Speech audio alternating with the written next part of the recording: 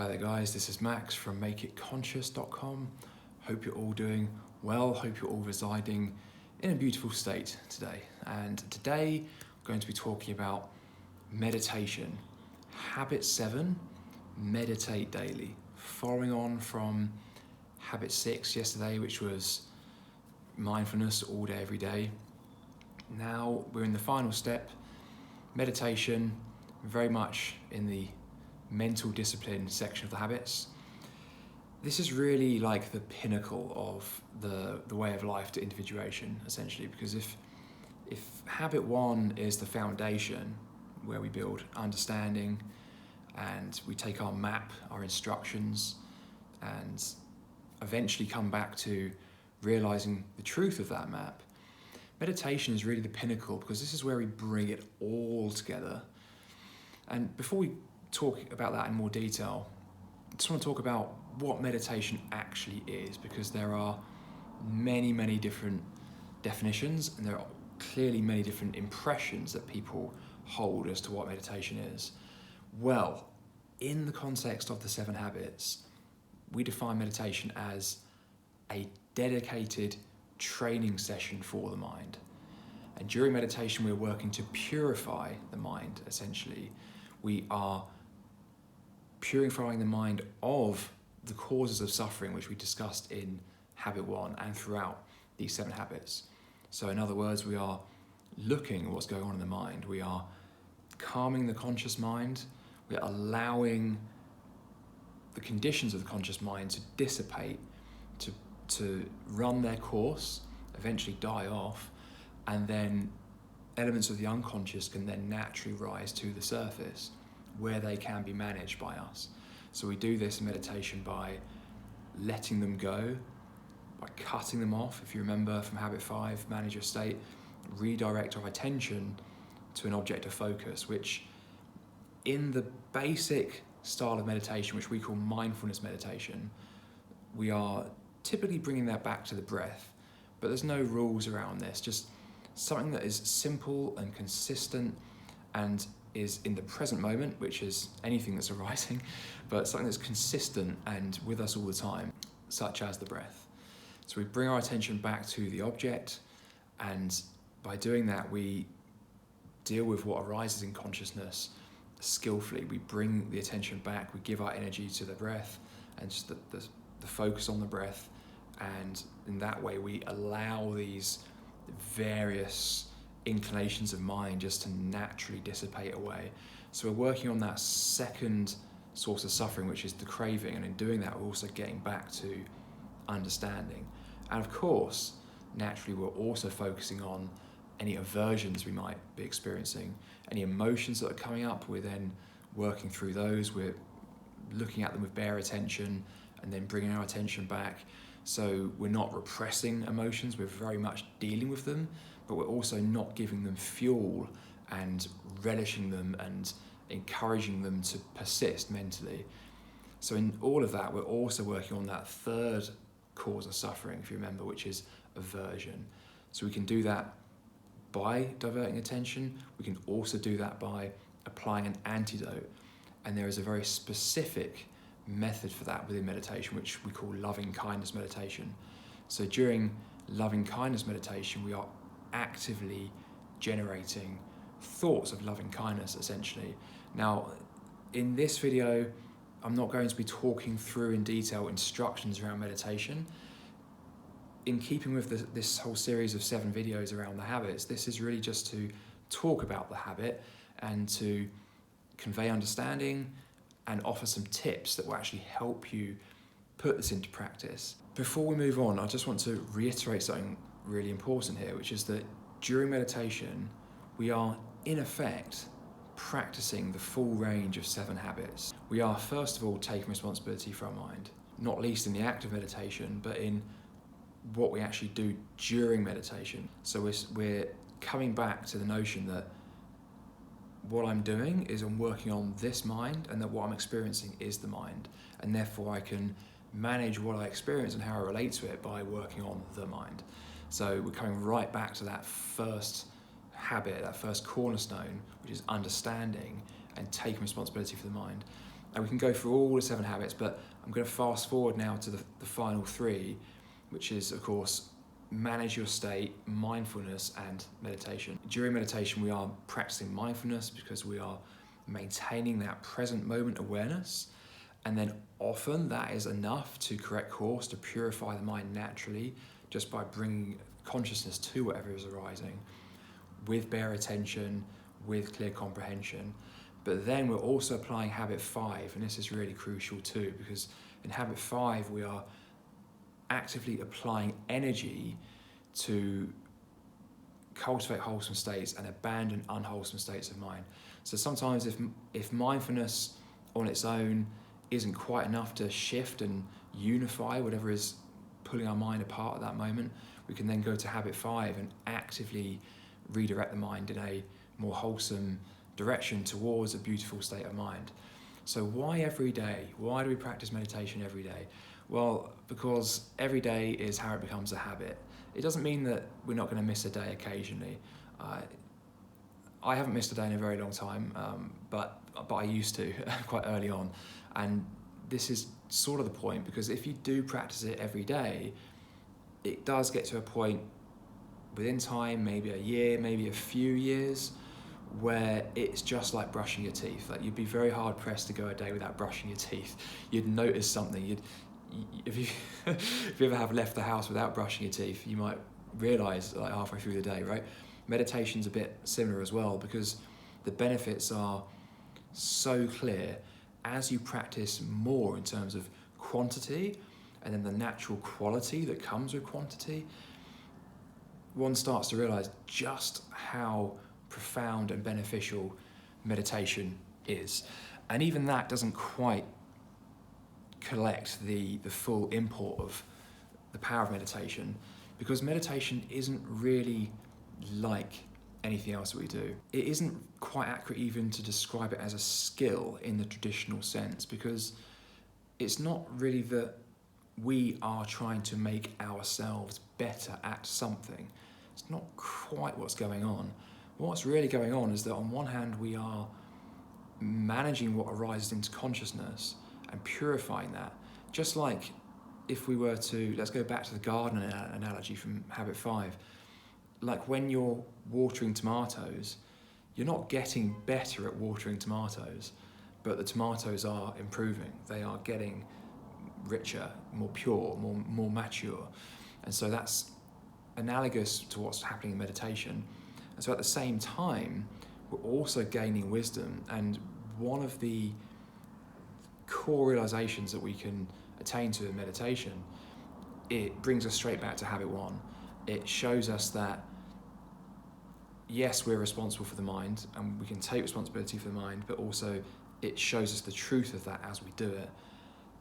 But also that we do not control what comes into the mind per se. Like, we don't control what comes into the mind in the same way that we at least appear to control our bodies and in the moment. Like, we can decide to move our arms around. We don't really control what comes into the mind. Again, if we're planting our garden and we're watering our flowers and our vegetables, the abundance of that garden is not determined by what we do the moment we step out into it.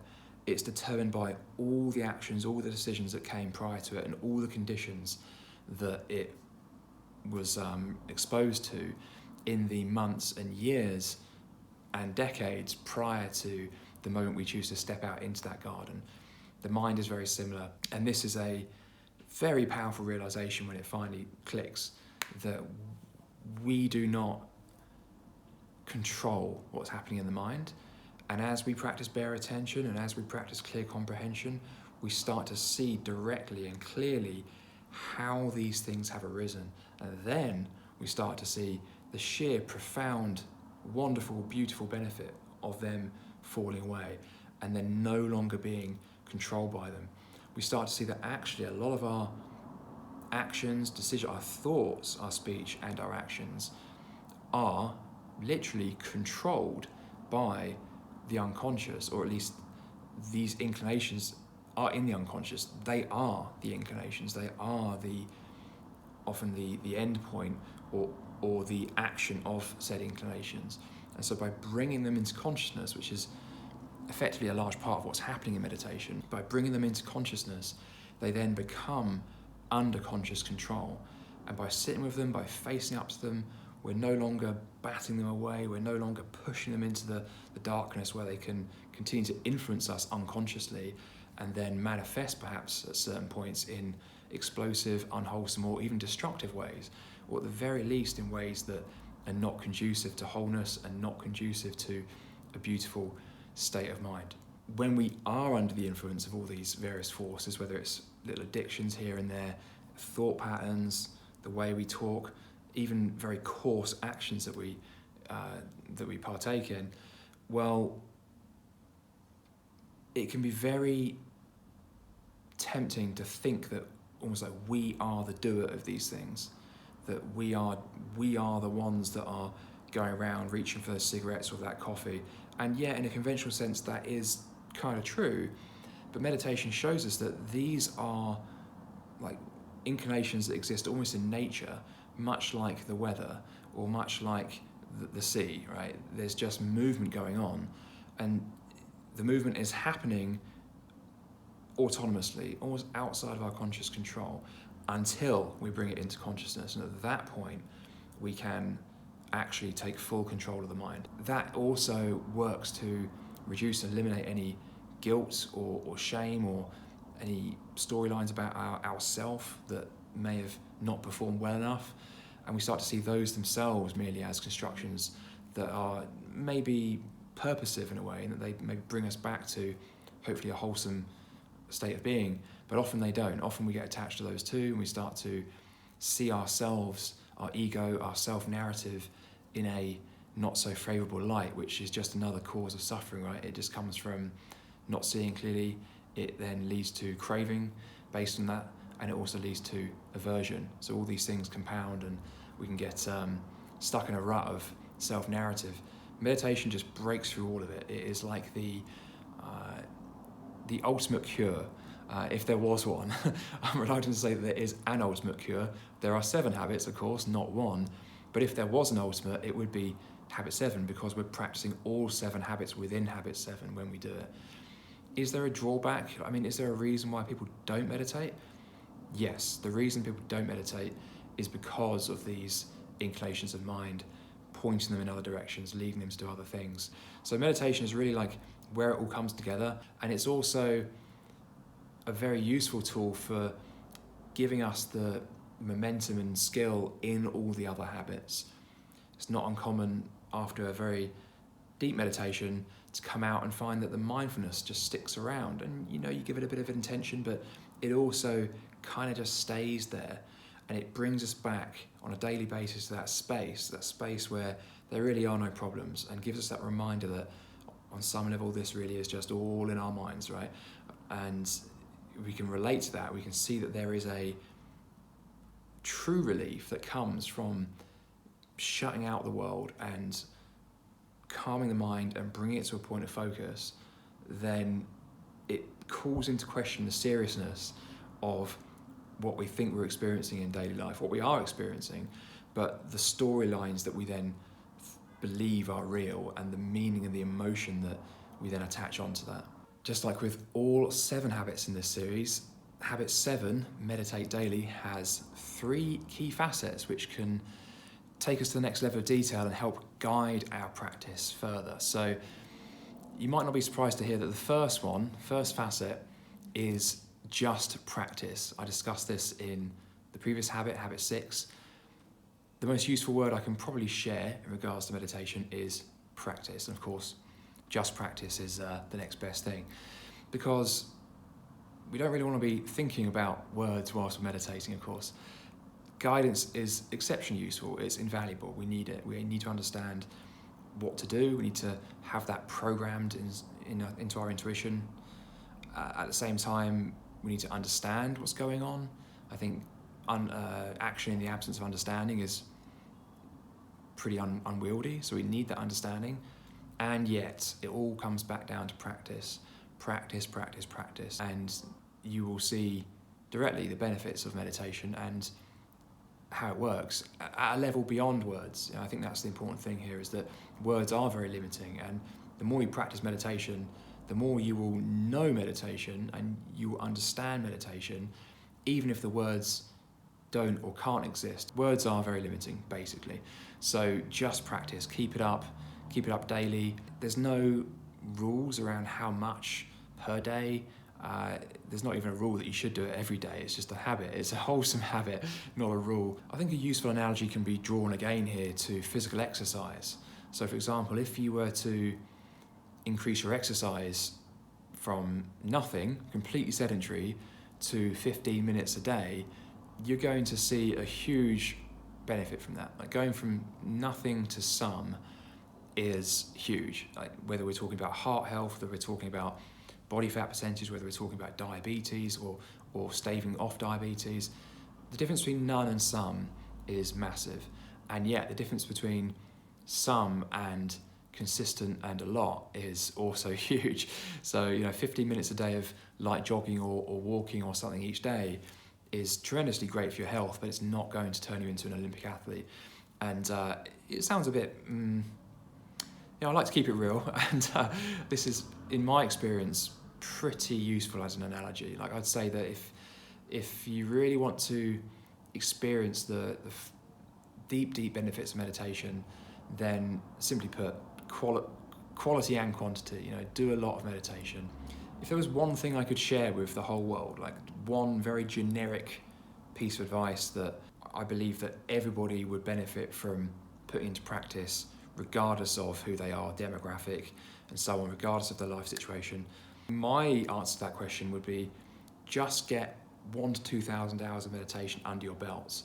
As in, don't just do it for 6 months, don't just stop at 100 hours, and without wanting to set any hard line in the sand as to, like, you should have experienced this by when, because of course that's very antithetical to the goal here. We're not trying to achieve anything per se.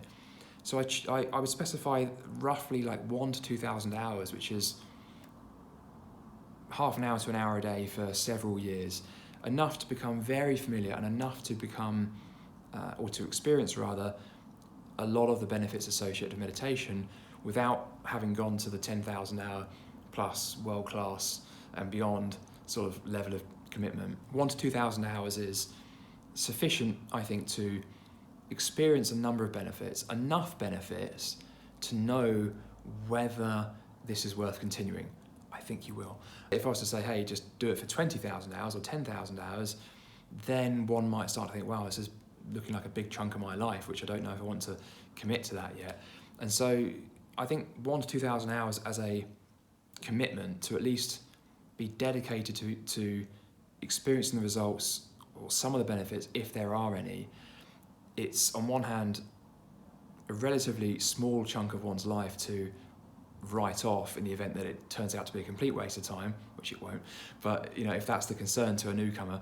And on the other hand, it's enough to, I think, get some pretty significant benefits and get sufficient enough of a taste to say, okay, I'm going to carry this on for the rest of my life or not, or I'm going to do it for 20 minutes a day, or not even time it, but just maybe do it for a bit in the morning or take it to the next level and do 1 or 2 hours a day.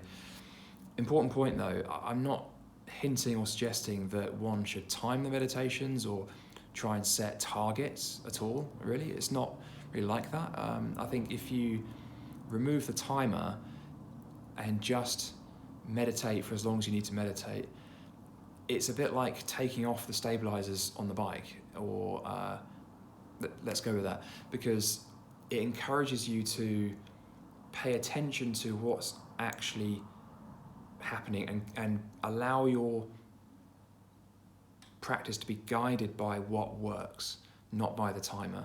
If we're trying to time meditation, it's like, in effect, trying to control the future outcome by saying, if I just meditate for X number of minutes, I will deliver this.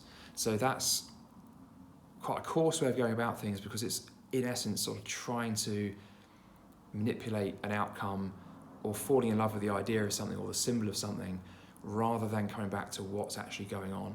So we want our meditation practice to be guided by the output. or the experience rather. So if we're noticing the mind becoming restless, we can encourage the mind to become more tranquil and calm.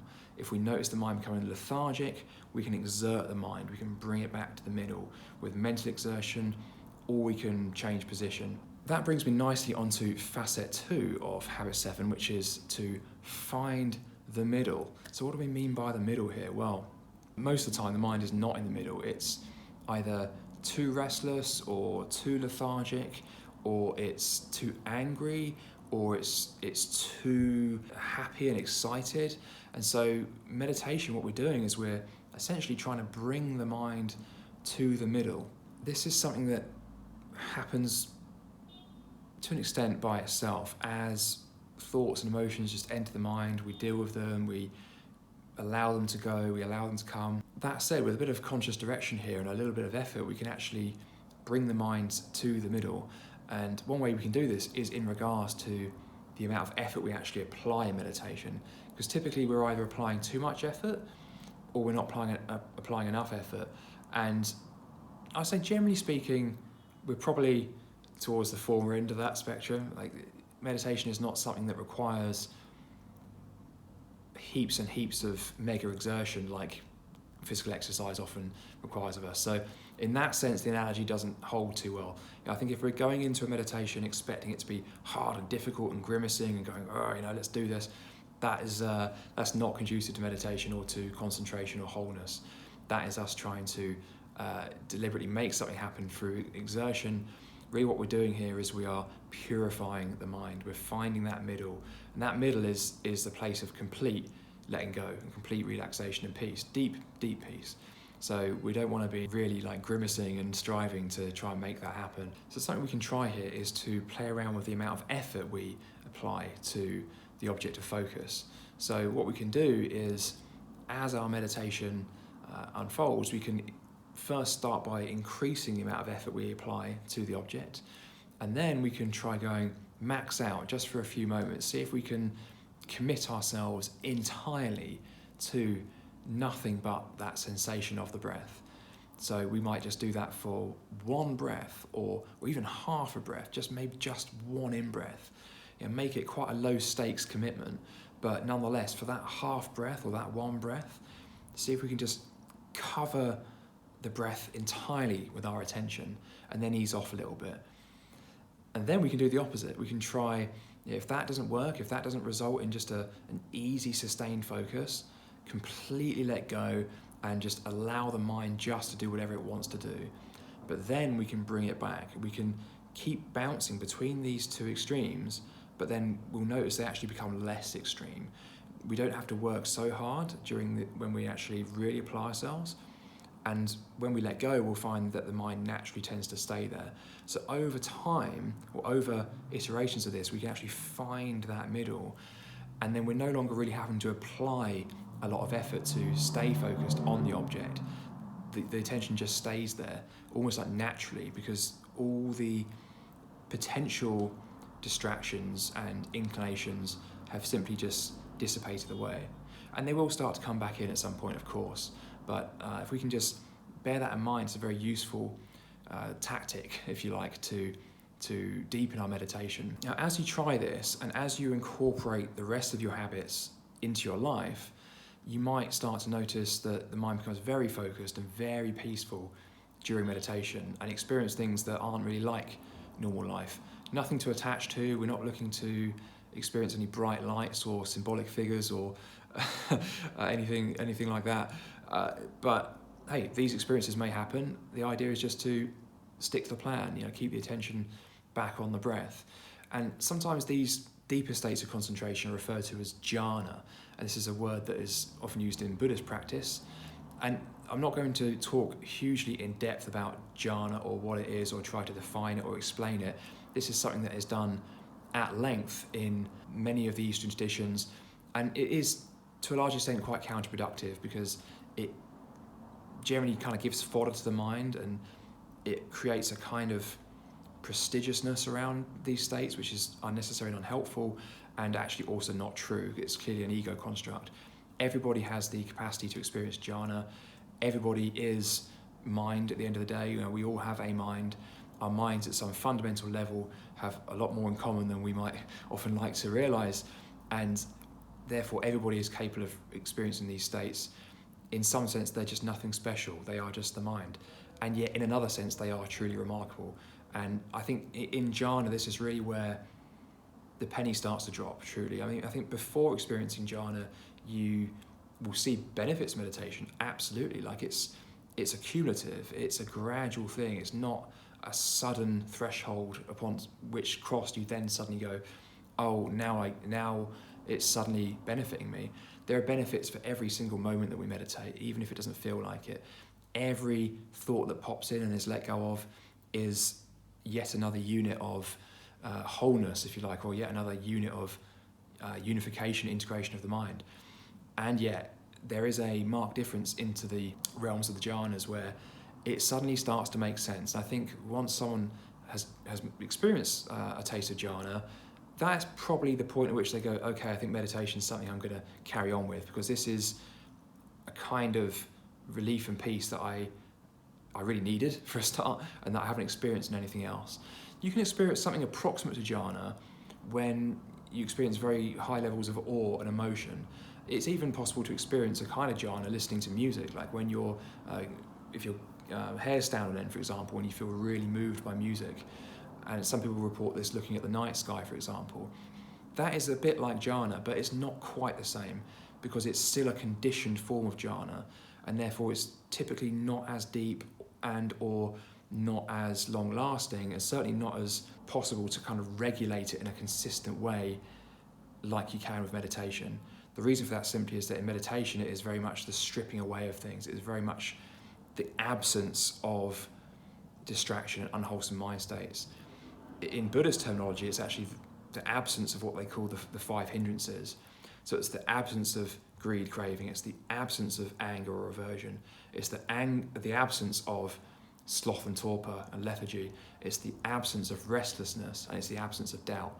Because when you experience that, there's simply no doubt that what you're doing is working, as it were, or it's at least it's deconditioning something in the mind, deconditioning what was unhelpful, misaligned, and conducive to suffering at the end of the day. So if and when you experience jhana, chill, no big deal, just carry on, just keep bringing that attention back to the breath, and just know that good work is happening. Stick to it. The third facet of habit 7 is to mix it up. So on one hand, as per the first facet, just practice, there's a lot to be said for a steady, consistent meditation practice, certainly building it into your daily routine, maybe even doing it at the same time in the same place, just practicing like that bread and butter meditation practice. And yeah, like with many pursuits in life, there is immense value in switching things up a little bit. And this is not least the case of meditation, because we're working with the mind here, and we are engaging with the world in a skillful way as part of all 7 habits. And this applies absolutely to meditation. There's different ways we can test the mind, there's different positions. So we can do, for example, of course, the basic sitting meditation, but we can also do standing meditation, lying meditation, and walking meditation, which is a slightly different technique, and I will record some content on that at some point, how to actually practice all of those.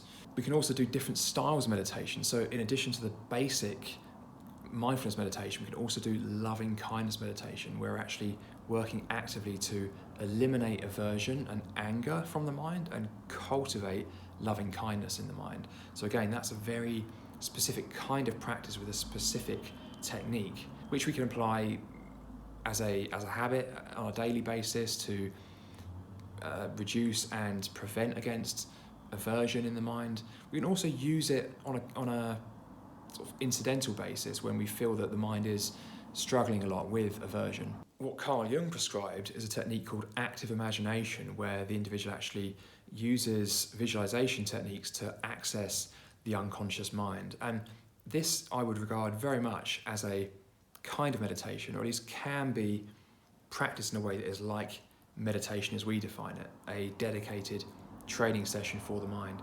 And Jung's view on this was quite interesting. He thought that traditional meditation techniques we're more aligned to the Eastern way of thinking and the Eastern mind and the way that minds in the East have been raised and so on. He thought that active imagination was a more suitable alternative for people of a Western mind, because we, according to Jung, very much more identified with the ego as kind of like who we were, whereas in the East it was more natural for people to realize that consciousness could exist without an ego, whereas in the West we tend to identify consciousness as the ego. I think there's value in what he's saying there, and I certainly think that active imagination is also an invaluable part of this repertoire of tools and techniques that we can use to access and purify the mind. But I absolutely would suggest that traditional styles of meditation, mindfulness meditation, loving kindness meditation, walking meditation are very accessible to Westerners, and I think certainly in the modern age we have a lot more access to Eastern spiritual traditions and philosophy. And I don't know if my generation or the generation younger is necessarily as identified with the idea that the ego is consciousness, or the consciousness has to be assigned to an ego. So I would say that all three of those techniques, mindfulness meditation, loving kindness meditation, and active imagination, all serve very powerful roles in the path to individuation.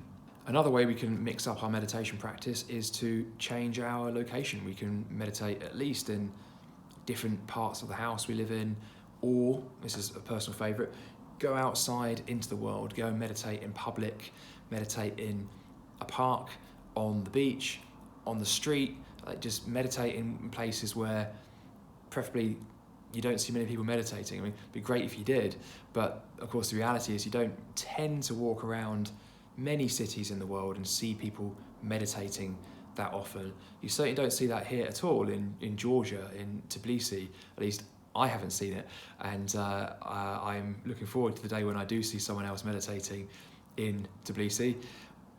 In parts of England, one often does see people meditating. Not that often though, and it is still perhaps not a very common thing to do. All the more reason to do it, in my opinion. If there's any resistance there to doing it, then that's coming from the unconscious mind. There's a feeling associated with that. There's a story, there's a narrative about self or something. And so doing things that push our comfort zone a little bit are, of course, great ways to work on the unconscious mind. One way we can do that is to meditate in public. It's a great test for the mind. I particularly like doing it in parks and on beaches. The sound of the sea is, really conducive to meditation. It's just that sort of nice background drone. So even though you're challenged by the fact that you're meditating in public, you maybe got a little bit of cheeky assistance there with the white noise of the waves, very conducive to meditation. But there's an important point out of all of this, of course, which is that we're not trying to make our conditions perfect before we meditate. If we have the expectation that our environment is just going to be perfectly configured for whatever it is we're doing, whether we're meditating, whether we're recording a video whilst there's noisy traffic outside or people in the corridor, slamming doors, that's not what we're doing with this practice here, because that is an attachment. That would be us essentially trying to configure our world to perfectly and permanently meet our needs, which is of course impossible, because the world is just a reflection of something deeper. So what we're doing is we're getting to that deeper element, we're getting to that deeper self. That is what we're ultimately working on, or at least we're working on the ego construct that is overlaid on top of that self. We're making smart, sensible choices with what we have, but we're also making do with what we have. So just to recap that third facet, we are mixing it up with meditation, trying new things, trying new positions, new locations, different times of day, different states of mind. So whether we're feeling particularly alert, whether we're feeling excited, whether we're feeling down, sad, we can meditate in any one of these situations. We can go to classes, we can attend online classes, we can find groups out there in the real world and meditation classes. These kinds of things can be super effectual for enhancing our practice. And it sounds a bit like habit 5, doesn't it? Where we're actually finding a bigger lever to make a change or to break a pattern, or whether we're cultivating our circumstances to make it conducive to purifying the mind and attaining to wholeness. So just a few musings there on meditation, which is a huge topic, But as I said, it's really all about the practice. So key takeaway here is just practice, just meditate, just keep going, keep going, keep going. And I promise that the rewards will be absolutely worth it. And that's all for me on this video, guys. So I hope that was useful. I shall chat to you next time.